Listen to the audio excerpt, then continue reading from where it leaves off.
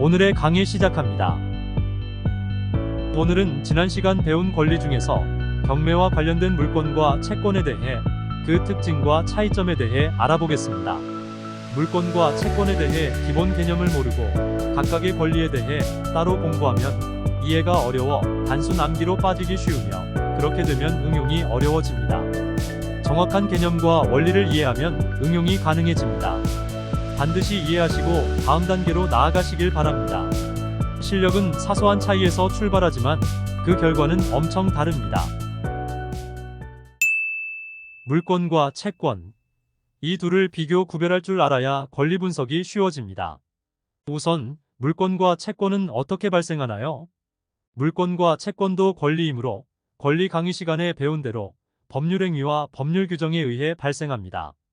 법에 정해져 있는 경우를 제외하면 모두 법률 행위에 의해 발생하므로 대부분은 법률 행위, 즉 계약에 의해서 물권과 채권이 생긴다고 해도 무방할 것입니다. 먼저 물권에 대해 알아보겠습니다.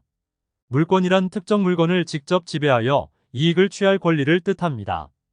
여기서 주목할 포인트는 물건을 직접 지배한다는 부분입니다.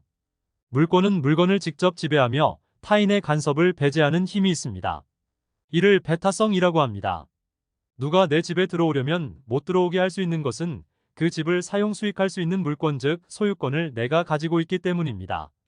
누가 내 땅을 무단으로 사용하고 있다면 이를 배제할 수 있는 것도 소유권을 가지고 있기 때문입니다. 물권은 타인의 간섭을 배제하는 배타성을 가지고 있으므로 그 권리의 주인인 나는 권리의 양도도 자유롭게 할 수 있습니다. 아파트의 명의가 부인이라면 부인은 남편 동의 없이도 부동산을 매매할 수 있습니다.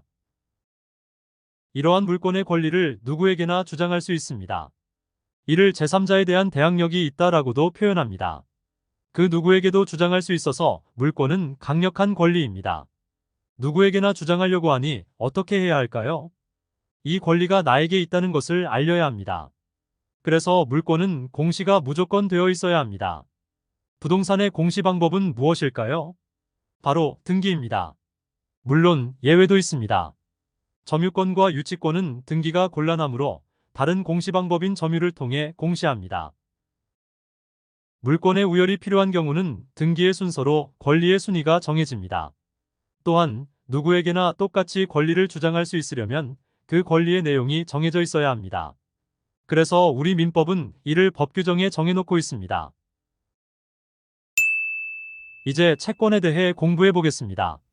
채권이 있다라고 하면 우리는 받을 돈이 있다라고 생각하시는 분들이 대부분일 것입니다. 이렇듯 채권하면 돈을 받을 권리라는 이미지가 고정되어 있는 듯합니다. 그렇게 이해하면 경매 권리 분석은 어려워집니다. 돈과 관련된 채권을 금전 채권, 그 외의 채권을 비금전 채권으로 구별합니다. 비금전 채권이 훨씬 더 많습니다. 어떤 것이 채권인지 감이 잘 안 잡히시는 분들을 위해 간단한 예시를 들어보겠습니다. 홍길동이 사업을 하면서 사채업자에게 돈 500만 원을 빌리는 계약을 했습니다. 이때 사채업자는 대금 상환 청구권이 생깁니다. 홍길동에게는 무슨 권리가 생길까요? 그 빌린 돈을 사용 수익할 권리가 생깁니다. 이것도 채권입니다.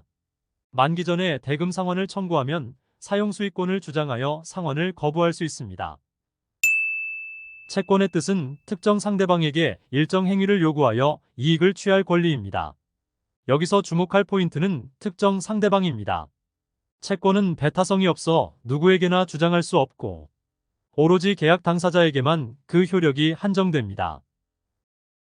예시 사건을 다시 소환하면 돈을 빌린 홍길동의 사업이 결국 부도 처리되어 갚지 못하게 되자 사채업자는 홍길동의 부모님에게 사채를 갚으라고 청구할 수 있을까요? 채권은 계약 당사자 사이의 유효한 권리이므로 제3자인 부모님에게는 청구할 수 없습니다. 채권은 계약 당사자 사이의 유효한 권리이므로 그 권리를 타인에게 양도하고자 할 경우는 상대방 당사자의 동의를 필요로 합니다.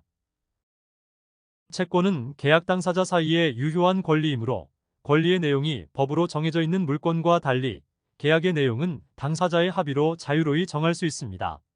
신용대출의 경우 은행은 고객의 신용도에 따라 이자율을 차등 적용하는 것이 가능한 것도 계약의 조건과 내용을 당사자 사이에 자유로이 정할 수 있기 때문입니다.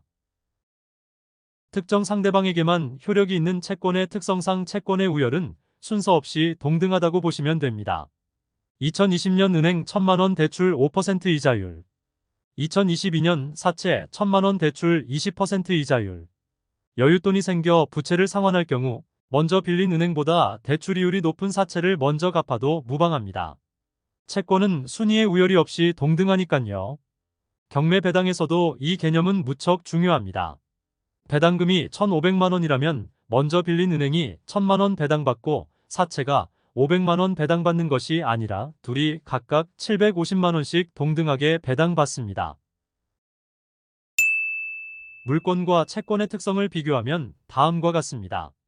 물권은 특정 물건에 대한 지배권이며 채권은 특정인에 대한 청구권입니다. 물권은 누구에게나 효력을 주장 가능하며 채권은 특정 상대방에게만 효력을 주장할 수 있습니다. 물권은 등기 순서가 권리 순위이지만 채권은 순서에 관계없이 평등한 순위입니다. 물권은 권리 내용이 법으로 정해져 있으나 채권은 자유롭게 계약을 체결할 수 있습니다. 물권은 양도에 제약이 없으나 채권은 양도 시 상대방의 동의를 얻어야 합니다. 물권은 공시를 해야 하므로 등기를 필요로 하지만 채권은 상대방 사이에서만 유효하므로 공시할 필요가 없습니다. 물권과 채권을 이해하셨나요?